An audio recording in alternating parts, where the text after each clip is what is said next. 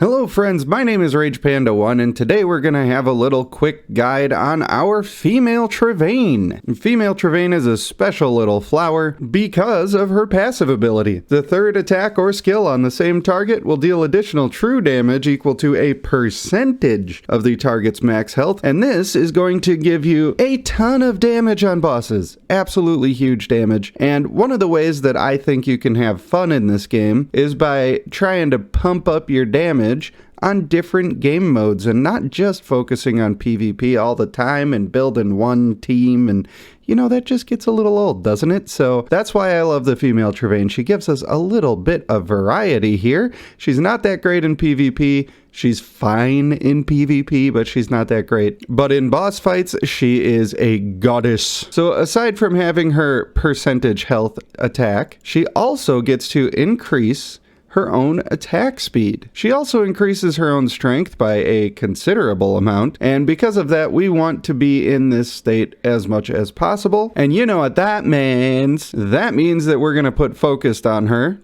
so that we can stay in her ultimate as much as possible, and therefore get as many procs of our passive as possible. She also has a rapid fire 3-shot attack that does damage equal to a percent of your champion's strength. That's really, it doesn't really matter. You know, that's not what we're here for. It's fine. It's a good addition, but that's not what we care about. But if we look at my lady, she's missing something very important. On her build, she still has athletic, even though she's getting to the point where that's not as useful. And we have a much better trait available in focused, so we need to go ahead and slap that on. And since this is a prearranged marriage, I've got her stallion already pumped up and ready to go. And hey, she's gonna get to look pretty from it. Luckily, most of their stuff was already lined up. I didn't have to do that much work to be able to get a guaranteed trait there, or I probably wouldn't have done it because I'm lazy like that. And now we have a beautiful little dark elf. So when we're looking at people to boost up her damage and make her real strong, you might consider stuff like the active skill on the female White Eyes. But the reason that this isn't very good is because this doesn't do any attack speed. It's all power based.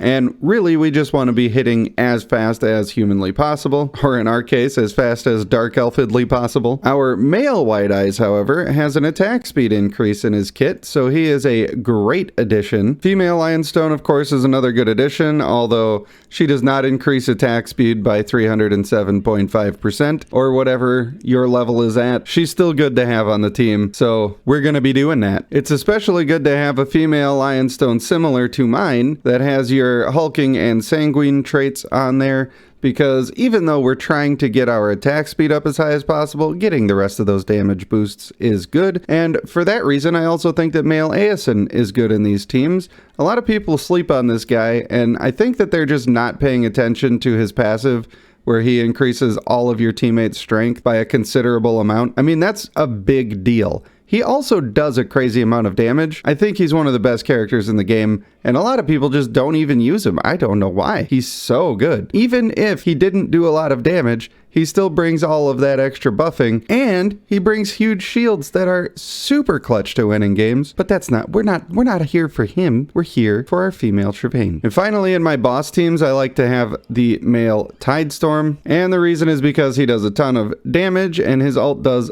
double damage if the enemy has less than 30% health. In a lot of boss situations, you can get him there pretty easy. All right, so while we're waiting for this to count down so we can do our one boss fight to test this stuff, I got a little surprise for you.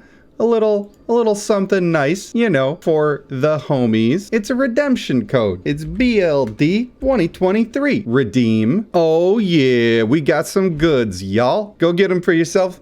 Be happy about it. And make sure you drop a like on the video if this was a special prize for you. We're gonna fight the Blood Fang Raider. Let's see how much damage we can do. Now keep in mind, she's a little underleveled for my squad. A little bit underleveled, but that's okay. We're no strangers to love. You know the rules, and so do I. A full commitment's what I'm dreaming of. You wouldn't get it from any other guy. I just wanna tell you how I'm feeling. Try to make you understand. Sorry, I'm just filling time. All right, and then we'll carefully make sure we actually look at our statistic. And you can see here that the damage between my male Tidestorm and my female Travain is almost identical, and he is 80 levels higher than her, and with considerably better gear on his character, and I believe with even more vigor than her. So that is definitely saying something. That is why she's so good at this. If she was 80 levels higher, I probably would have killed the guy. So hopefully that gives you a clue on what to do with the female Travain that you certainly have, because you leveled her up, right?